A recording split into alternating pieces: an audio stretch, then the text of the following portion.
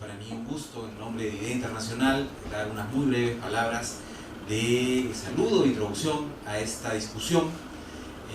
Quisiera en primer lugar señalar que IDEA viene colaborando con distintos procesos de análisis y discusión de temas vinculados con la reforma electoral. Conformamos junto con los organismos electorales, el Programa de Naciones Unidas para el Desarrollo, Transparencia, el Consejo de la Prensa, una plataforma que ha venido promoviendo una discusión en distintos aspectos de la reforma política, y nos complace mucho el poder colaborar en esta ocasión con la Comisión de Constitución en la discusión de un tema fundamental de la reforma política, el sentido del voto y cómo este debe ser regulado.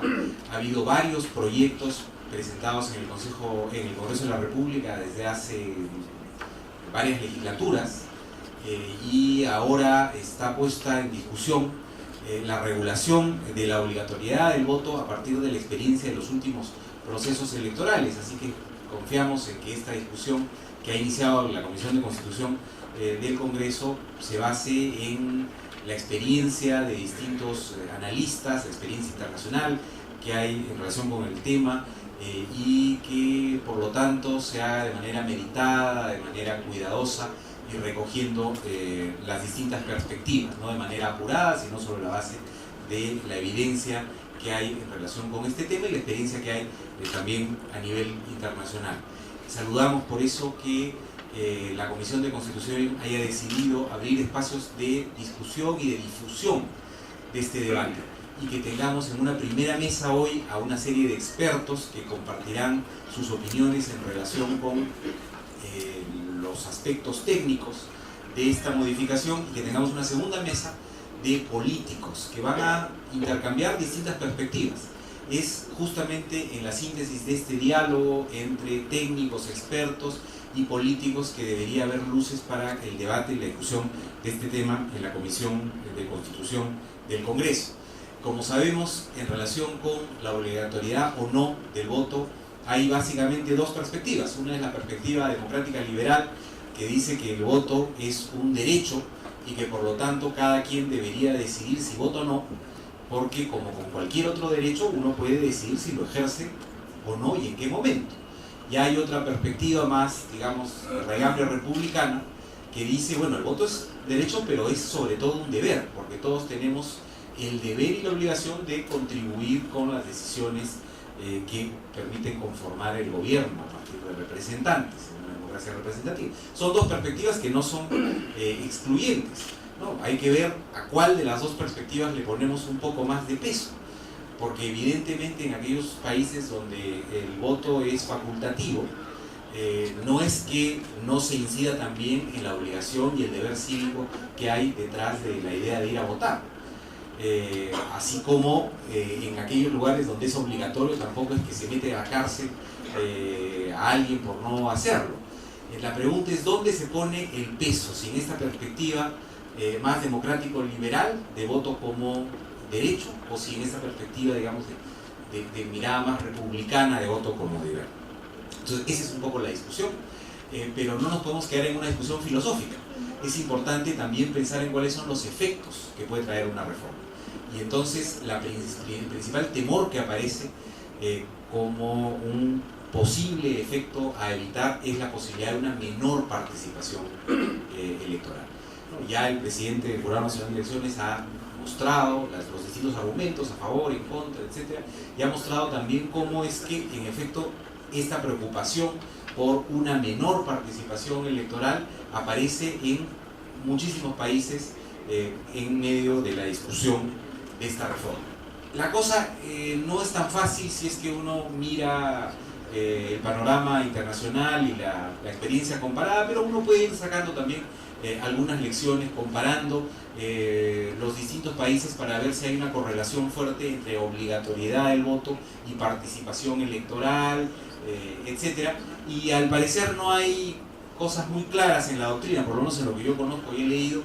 Me parece que hay opiniones bastante divididas y no es que haya una regla clara que diga a mayor obligatoriedad, mayor participación. Eso hasta donde yo he visto, aquí tenemos a destacados expertos como el doctor Tuesta y el doctor Daryan, veremos qué nos dicen, pero hasta donde yo conozco no es que se haya mostrado una correlación fuerte entre mayor obligatoriedad y mayor participación.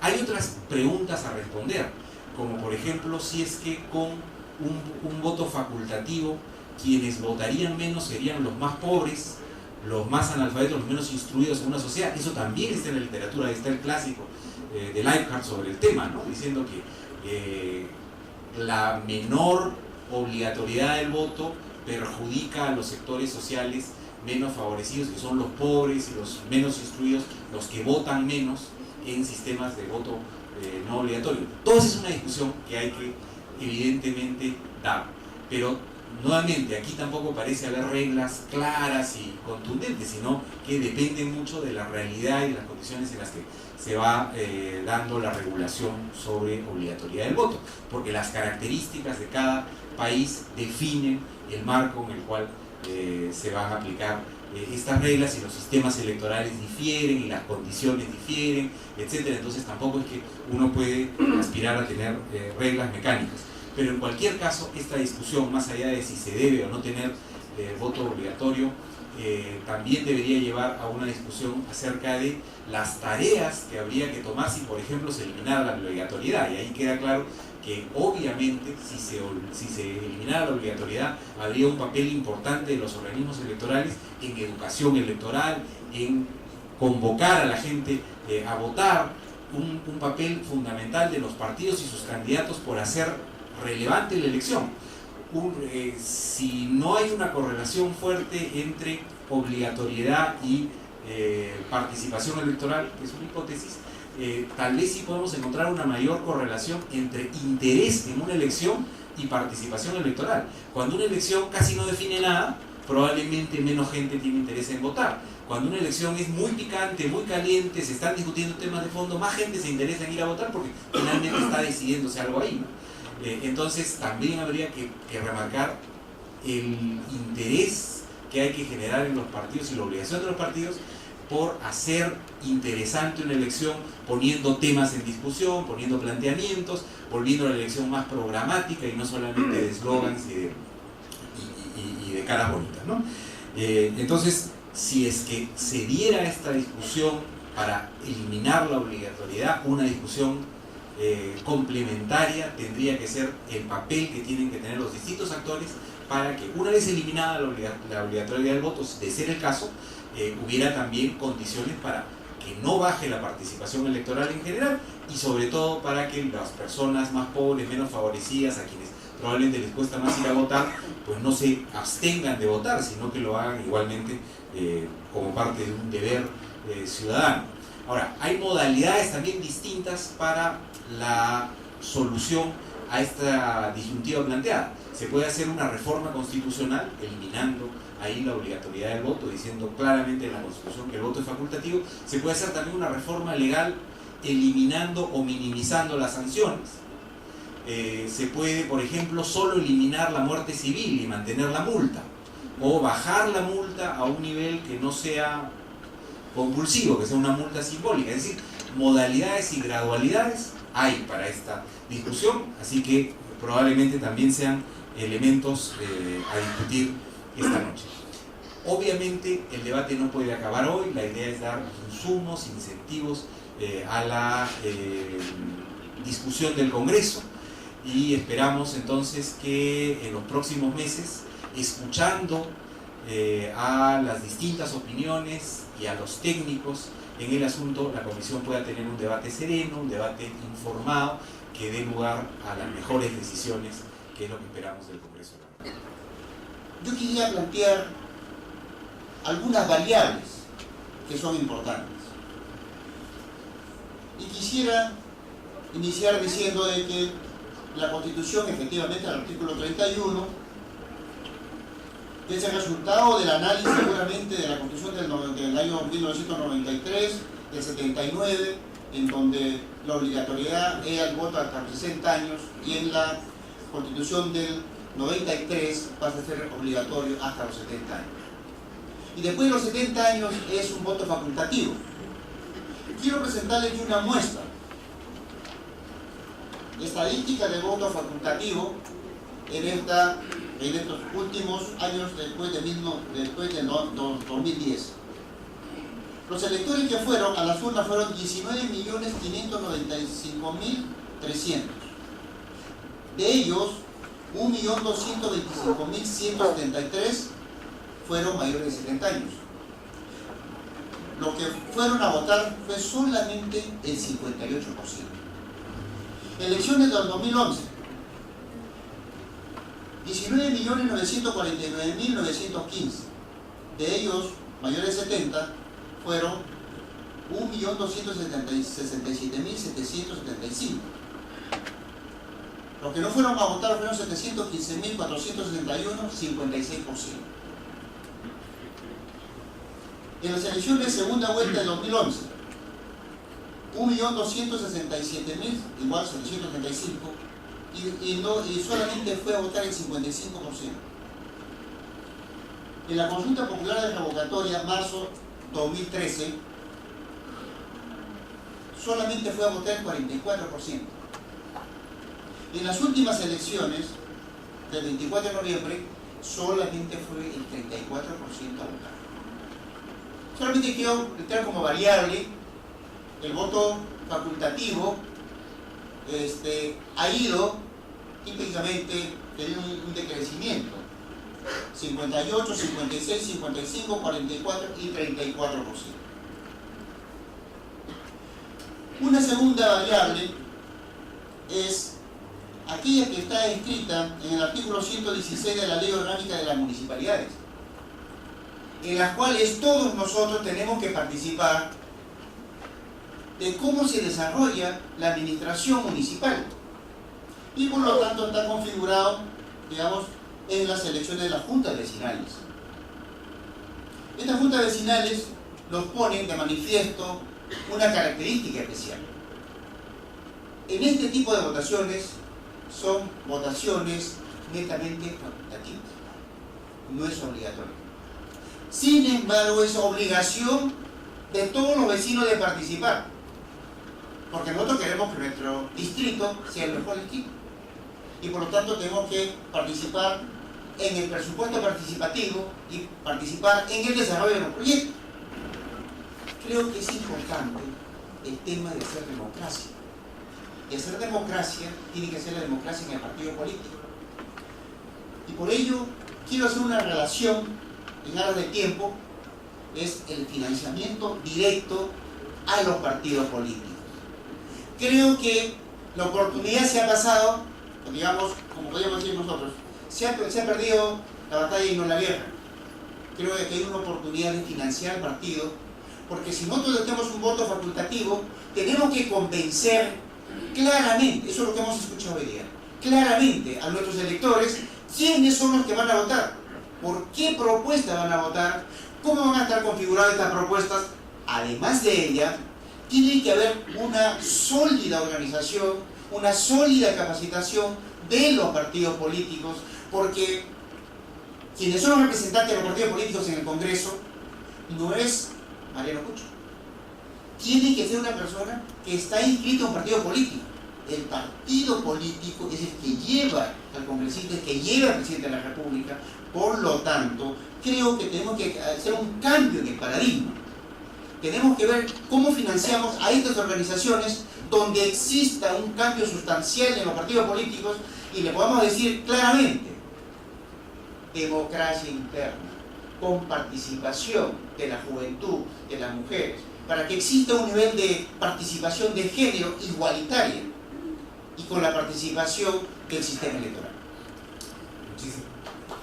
En primer lugar, nosotros quisiéramos destacar que saludamos y coincidimos con el objetivo y la finalidad constitucional del proyecto, ¿no? No duda cabe que establecer la mejora del voto, la mejora de la calidad de la democracia, son objetivos que no solamente son loables, sino que están plasmados y están comprendidos dentro del texto constitucional, ¿no? En ese sentido, nosotros coincidimos plenamente con esa finalidad constitucional y además creemos importante, a partir de nuestra supervisión, establecer algunos elementos que lo pongo a disposición de la mesa con la finalidad de sacar mejores conclusiones. La instauración del voto facultativo, sin duda esto con cargo a mayor profundización, podría sin duda disminuir el número de votantes, ¿no? Pongo un simple ejemplo, ¿no?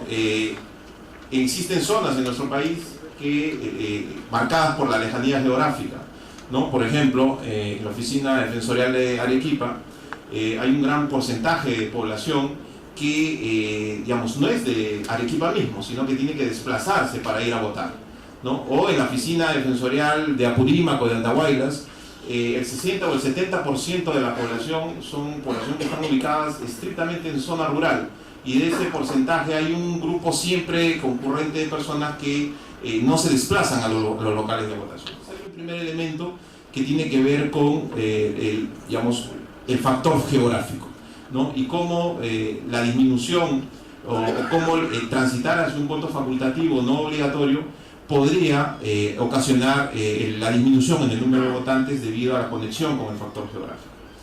Además, nos parece importante compartir con la mesa y con los asistentes el hecho de que finalmente quienes se van a quedar o que se podrían quedar sin votar son aquellos que no tienen las posibilidades de desplazarse, ¿no? Por obvias razones, y así nos lo han comentado, digamos, sería un trámite menos, porque así lamentablemente es percibido ahorita el procedimiento o el proceso electoral, un trámite menos que cumplir, porque existen condiciones económicas que hacen que las personas valoren el acudir o no en términos de cuánto ganan o dejan de ganar para efectos de su jornada cotidiana, ¿no? Un tercer elemento que nos parece importante es hasta qué punto, porque obviamente si va a ser voluntario, digamos, las organizaciones diversas a nivel nacional van a tratar de, por obvias razones y por lógica, de jalar a los electores a que acudan a votar. Hasta qué punto eso, en algunos casos, será efectivamente y con razones legítimas un acto de facilitación del voto desinteresado para que la gente vaya a votar, y en qué ocasiones, si eso no más bien no será un incentivo para que se puedan producir actos, digamos, de otro corte, ¿no? Digamos, actos que tengan que ver ya más con una práctica clientelar, ¿no? Nos parece más bien que este elemento habría que tenerlo en consideración.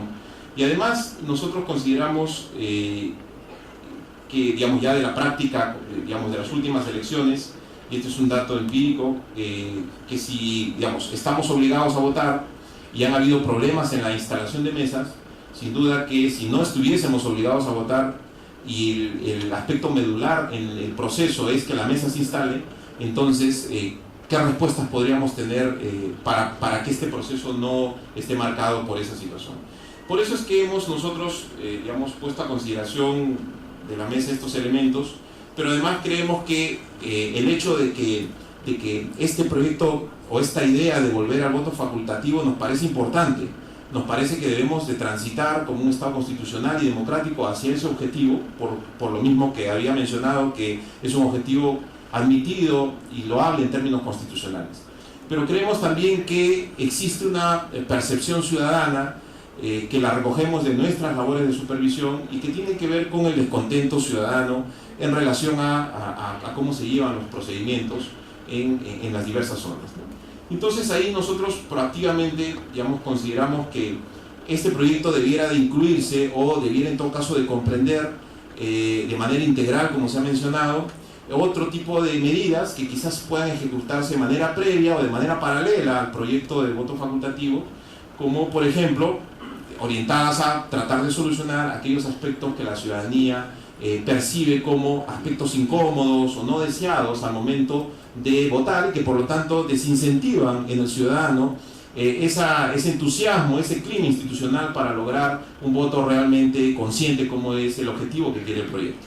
Entonces ahí nos parece importante, algunos jefes de oficinas defensoriales han destacado la necesidad de que pueda extenderse, por ejemplo, la práctica de las mesas itinerantes, porque como lo hemos mencionado, hay lugares en donde efectivamente la gente no se desplaza, pero que si existiese una presencia itinerante, rotativa, de las instituciones del Estado que pudiesen canalizar esa expectativa, entonces quizás habría una mejor percepción. Además, también nos parece importante que existan campañas masivas, ¿no?, de parte de los órganos oficiales campañas masivas de difusión de la importancia, los beneficios de poder votar.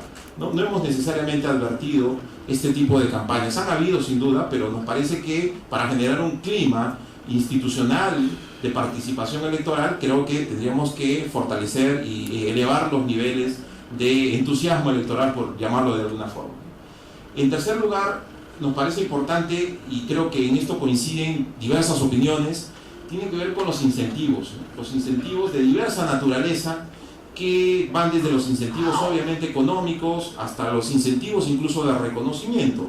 En algunos lugares nos ha mencionado la necesidad de que los ciudadanos que participan con el proceso electoral pudiesen efectivamente tener algún reconocimiento, no solamente a nivel de diploma, sino algún tipo de reconocimiento social. Pero sin duda es importante que podamos mejorar en algunas zonas los cuellos de botella, digamos, las aglomeraciones, la falta de accesibilidad o la falta de acceso fácil para personas con discapacidad. Los elementos pueden ayudar a elevar este nivel de conciencia ciudadana y hacer atractivo con mayores elementos los procesos electorales. Y sin duda el proyecto de voto voluntario va a caer, ¿no?, por su propio peso cuando existe un mayor clima y mayor consenso sobre la necesidad de acudir libremente a las aulas. Nosotros todavía no tenemos una posición institucional tomada sobre si debemos permanecer o debemos salir, pero sí compartimos con ustedes estos elementos que nosotros hemos recogido de nuestras supervisiones periódicas que hacemos tanto en elecciones presidenciales como en elecciones complementarias. Y lo pongo a consideración de la mesa para su consideración y comentarios. Muchas gracias.